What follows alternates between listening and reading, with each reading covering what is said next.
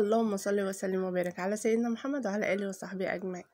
معايا 4 كوباية دقيق، عليهم معلقة صغيرة بيكنج باودر، رشة ملح، وهضيف عليها كيس خميرة فورية، ودي معلقة سكر، ودي ربع كوباية زيت، وهقلبهم. بعد كده معايا كوباية لبن أنا مدفعها.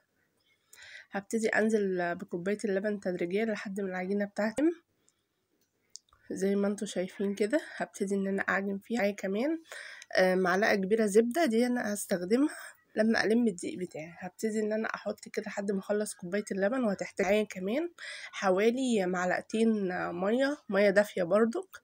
عايزة تزودي لبن براحتك. دي مية دافية. ابتديت ان انا احط شوية بشوية والم العجينة بتاعتي. بعد ما لميتها حطيت معلقة زبدة كبيرة، وابتديت ان اعجن فيها لحد ما العجينة تنعم معايا وتلم كلها ببعضها زي ما انتوا شايفين كده. دي اسهل طريقة للكرواسون او الباتيه زي ما تحبي. هي نفس العجينة. انت عايزة تعملها باتيه بتعملها بنفس الطريقة، عايزة تعملها كرواسون بتعملها برضو بنفس الطريقة، بدون فرد، بدون بقى توريق والكلام اللي احنا بنشوفه ده. هسيبها بقى ترتاح. هي خمرت معايا. هبتدي ان انا اقسمها لكورتين، وهاخد اول كورة هفردها، وهبتدي اللي انا اشكلها. شايفين العجينة ناعمة معايا وناجحة ازاي؟ وبعدين هي بتفرق برضك من نوع دقيق للتاني. يعني انا مستخدمة دقيق متعدد الاستعمالات او متعدد الاغراض. هبتدي ان انا افرد معايا العجينة اهو، واخليها مش تخينة ولا رفيعة، يعني سمكها كويس جدا. هبتدي ان انا اقطعها، ومعايا هنا نوتيلا، فهبتدي ان انا احشيها نوتيلا او شوكولاته او اي حاجه. ممكن تحشيها جبنه، ممكن تحشيها اي حاجه انت عايزه تحشيها زي ما انتوا شايفين كده. وهبتدي ان انا اكرر طبعا الفرد ده تاني يعني.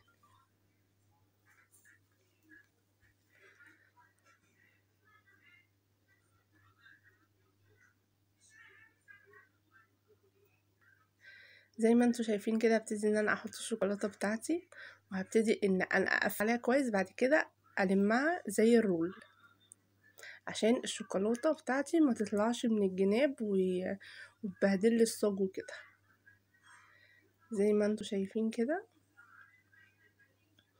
وطبعا بعد ما هعمل كل الكمية ديت هحطها في صاج، وخلي ما بينهم مسافة عشان ما يلزقوش في بعض. ممكن تحطي وتسيبيها تخمر.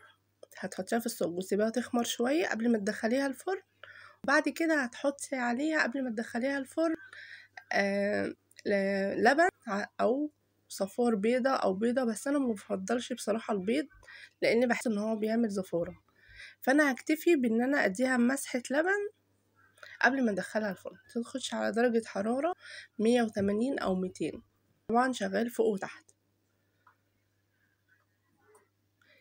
زي ما انتوا شايفين كده. هعمل بقى كل الكمية بالطريقة دي.